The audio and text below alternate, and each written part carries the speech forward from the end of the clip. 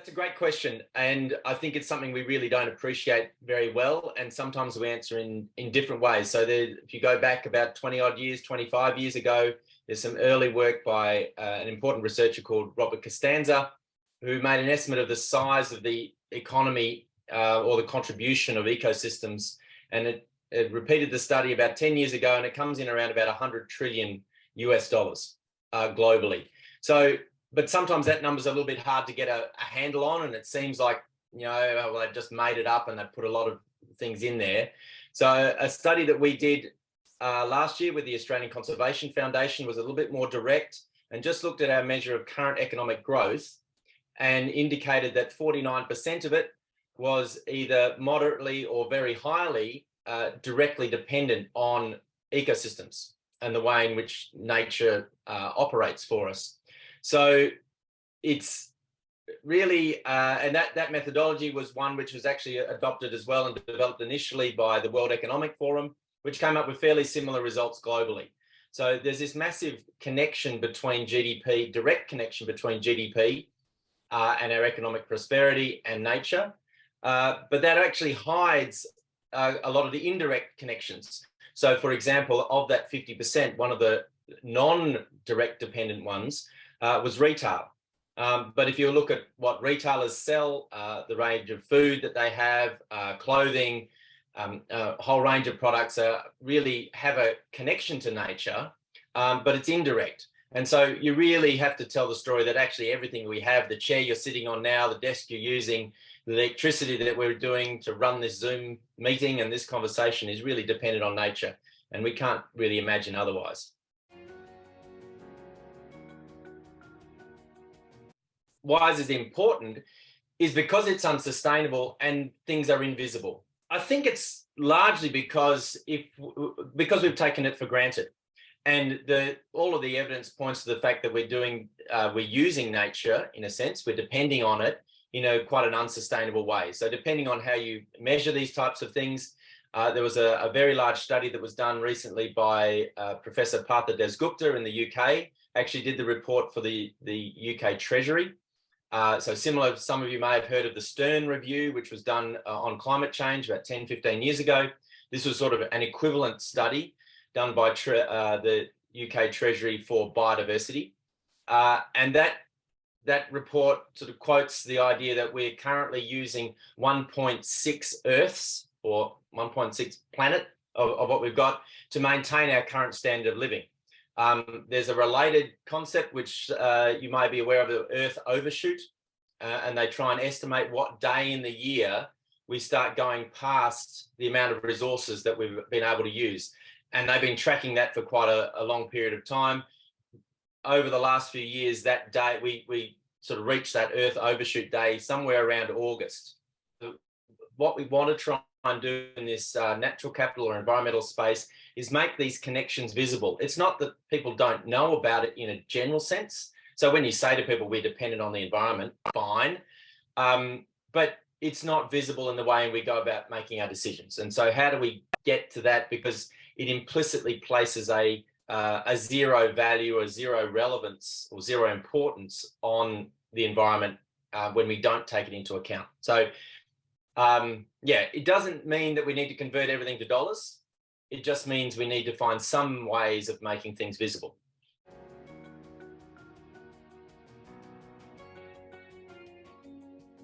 One of the things to draw out in this is that if you're looking at the environment, you need to think about the idea that when different people are looking at the environment, they'll have different, what we call value perspectives.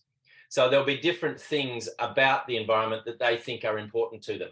Now, some of those will be economic. So if you're looking at a farmer who's looking out on his property, trying to grow a crop of wheat or barley, he's looking at the environment as an economic asset. It's providing him a source of income or her a source of income that they can use.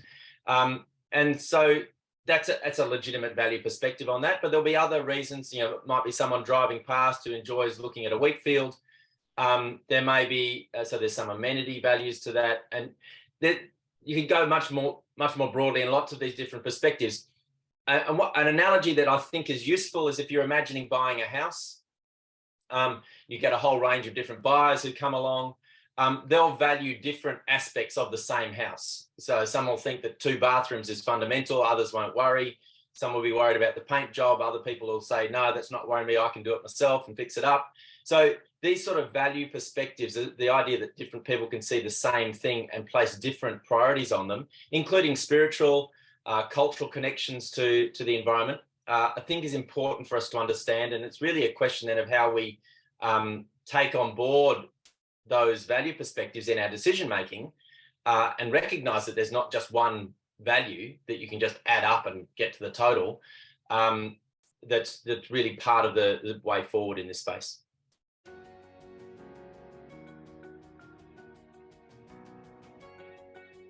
So natural capital which is a space that I've been working in fairly actively over the last 10 years or so, is probably one of the leading ones. I guess where we're coming from a little bit is that the decision-making process, both within governments, but also within the private sector, is very driven by economic concerns. Do you have the money to spend on things? So even environmental policy will be often driven by the availability of budget to be able to fix things up in different places or run various policies. So those economic concerns and the broader notion that we want to try and get income security or employment growth and those types of things, it's certainly front and center. So the idea of natural capital is to say, well, how can we make visible within the sort of economic framing of decisions to bring the environment into that discussion? So there's a very well and long, developed over a long period of time approach to doing that. The specialty, in the sense from a measurement point of view that I'm in, is natural capital accounting. And there are now international standards for that type of work that are being rolled out. And it's also very clear that it's happening in the private sector as well. So that natural capital perspective is really about this sort of giving visibility to this to decision makers who often have an economic and finance lens on things.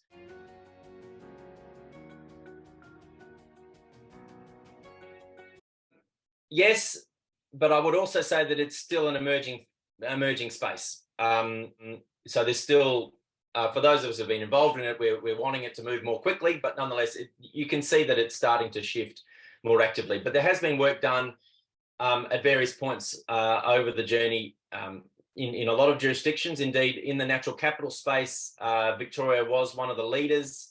If we went back, say 15 years ago, with the development of environmental markets, where the Victorian government was purchasing services from farmers to purchasing environmental services from farmers, where farmers would take action on their land to benefit the environment and achieve the outcomes that had been set. More recently across Australia, probably the leaders have been New South Wales.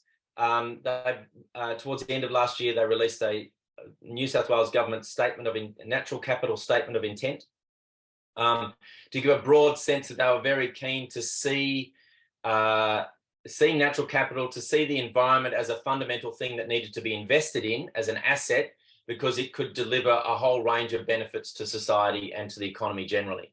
So that mindset of bringing the environment into that's more focus, so one of the ways it was being done there was in the New South Wales Treasury is very actively looking at how it brings these sort of broader public goods onto the balance sheet of New South Wales Treasury for the land that they own and manage. There's other schemes. So there's a scheme in Queensland called the Land Restoration Fund, which is looking at using this sort of natural capital framing to see how you can get people to invest in restoring land and provide benefits sort of more broadly. I think by and large, most of the work that's been done in this space is coming through an environmental policy lens. What we're starting to see is increasing discussions from a more infrastructure perspective, so particularly water corporations and bodies. I know Yarra Valley Water is doing a lot of work in looking at its connection to the environment. But perhaps more fundamental in the Melbourne case is Melbourne Water, who manages the catchments and the supply of water. And they're very actively looking at trying to bring that sort of perspective of nature as an asset into their way in which they're shaping their information sets and making connections across different programs and data sets within Melbourne Water.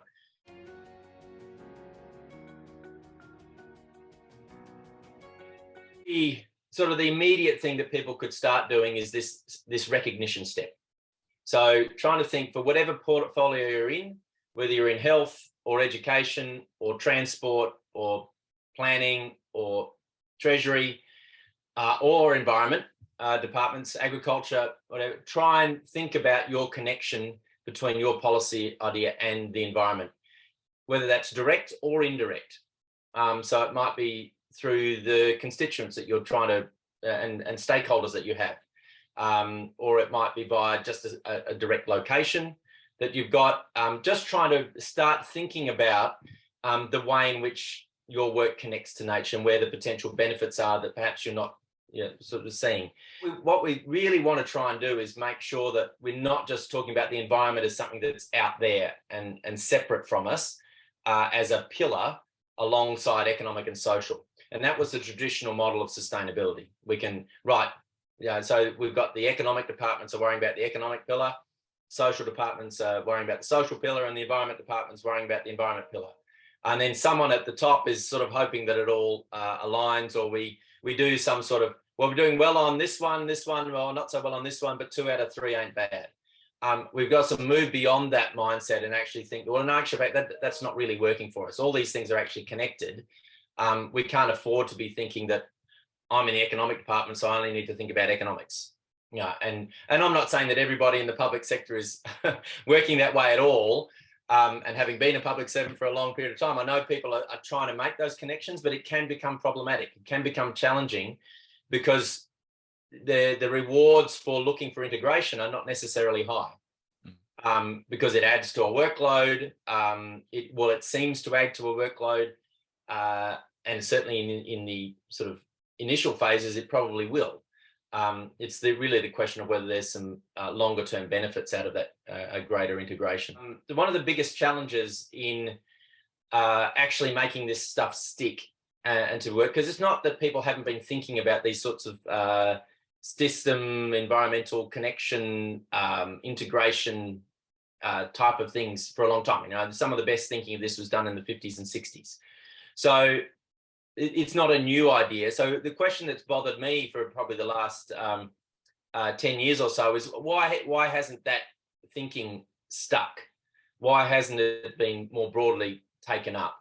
And largely it's because my conclusion is that there's a whole lot of really good little initiatives where people do this recognition step and develop their own solutions and their own language and description of what this thing is, this connection is. So what I would then encourage is this development of a common language.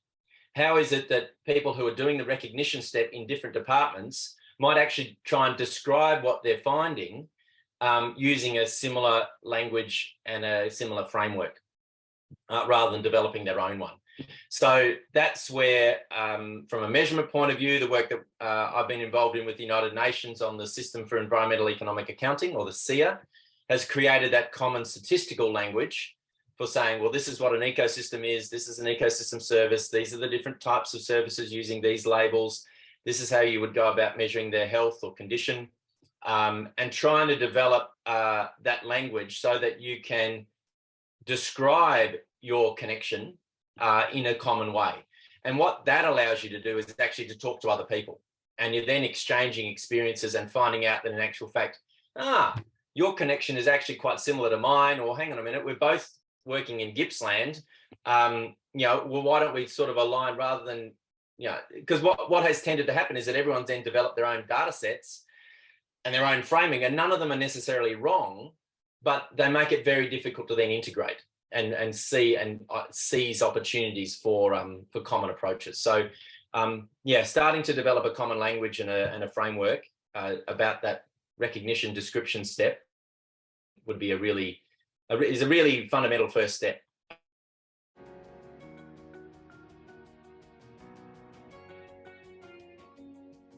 Perhaps a tangible thing is everyone tends to have a work group meeting of some sort, whether you're a manager of a team or you're a member of a team. Bring it on as a topic of discussion at a weekly or a monthly meeting. have it as something that's exchanged. So it's not just one person looking at the, reading one of the reports or something like that, or scouring the internet for something that they think's interesting. Find an opportunity, put it on there, and just say, all right, well, what does this mean in our context? Create that sort of, you've got a community of practice that this is a part of, but make that real in your small part. Don't make it something that, well, I'm the only one who's interested in sustainability. The reality is most people will be, they just don't have an opportunity, or it's not the highest sort of thing on their agenda.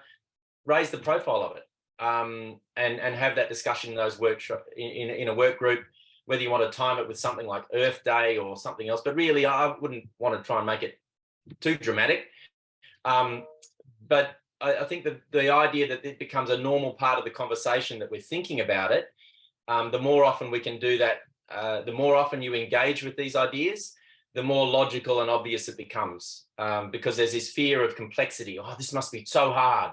And in reality, in most cases, it's not rocket science. It's hard to sometimes implement things, but to understand it just requires taking a first step and having discussions with others, because these different perspectives on it are really fundamental to making progress.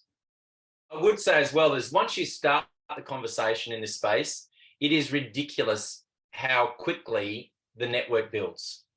I thought when I started working in this space, which is now about, it was in 2010, that I would have be able to do somewhat of an inventory of different initiatives which were relevant to the work that I was doing on the natural capital accounting. And I started keeping that, and it lasted about 2 weeks. And I just had so many, and it just, there are so many people working on things which are relevant to this integration sort of story.